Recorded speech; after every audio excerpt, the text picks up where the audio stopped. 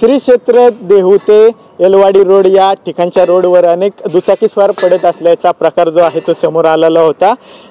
3 तासात 10 दुचाकीस्वार पडल्याचा हा व्हिडिओ होता आणि ज्या ठिकाणी ही सर्व घटना घडली त्या ठिकाणी मी आत्ता आलेलो आहे।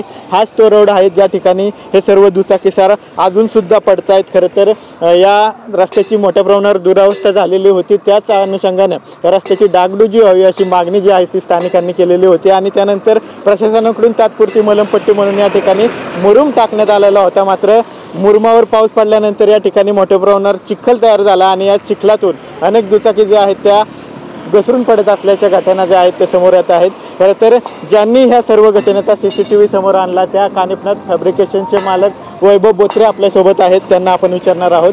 तुम्ही खरं तर या सर्व घटनेचा CCTV समोर आणला, 3 तासात 10 जण पडल्याचा प्रकार घडलाय, काय नक्की प्रकार घडतो इथं? पावसामुळे जी मुरमाची डागडुजी करण्यात आली त्याच्यामुळं मुरमाचा जो चिखल आहे तो रस्त्यावर आला डांबरावर आणि त्याच्यामुळं लोक घसरून पडायला लागली। गेले 5-6 दिवस झालं लोक पडतायत। एकाच दिवशी त्या दिवशी 10 ते 12 जण पडले, असं प्रकार चालूच आहे पडायचा। म्हणजे दररोज कोण ना कोणतरी पडतं, दररोज कोणी ना कोणी पडतो। आम्ही इथं या ठिकाणी काम करत असतो, आम्ही येतो त्यांना उचलतो, पाणी बिनी देतो।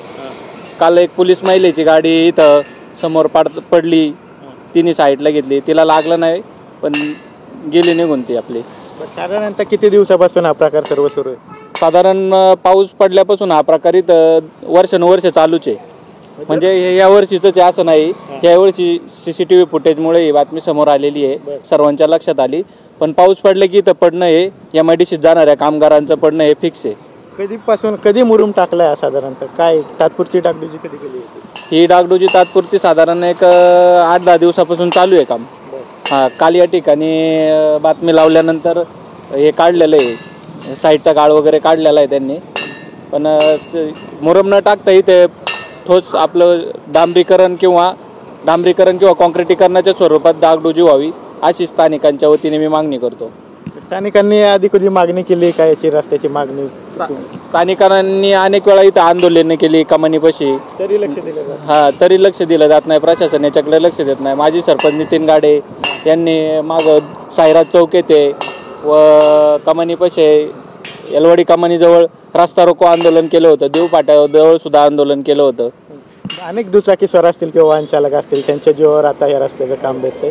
आता तुम्ही मागणी काय करताल आमच्यातर्फे प्रशासनाकडे? आम्ही मागणी एवढीच करतो की काल खालुंबरे इथे जो प्रकार घडला तसा या रोडला प्रकार घडू नये, त्याच्या आत याच्यावर काही प्रशासनाने काय मार्ग आहे तो काढावा। म्हणजे कुणाचा व्यक्तीचा जीव जाण्याआधी प्रशासनाने लवकरात लवकर जीवितहानी होण्याच्या आत प्रशासनाने याच्यावर उपाययोजना करावी। आपण पाहतोय की खरं तर स्थानिक गेल्या अनेक दिवस मागणी करतात की हा रस्ता व्हावा, मात्र तात्पुरती मलमपट्टी जी आहे ती रस्त्यावर केली जाते, यावर मार्ग काढून हा रस्ता जो आहे तो पूर्णपणे दुरुस्त करण्यात यावा अशी मागणी जी आहे ती आता स्थानिकांकडून होताना पाहायला मिळते। कॅमेरा पर्सन विशाल रायपुरेसह विनय जगताप, TV9 मराठी, पुणे।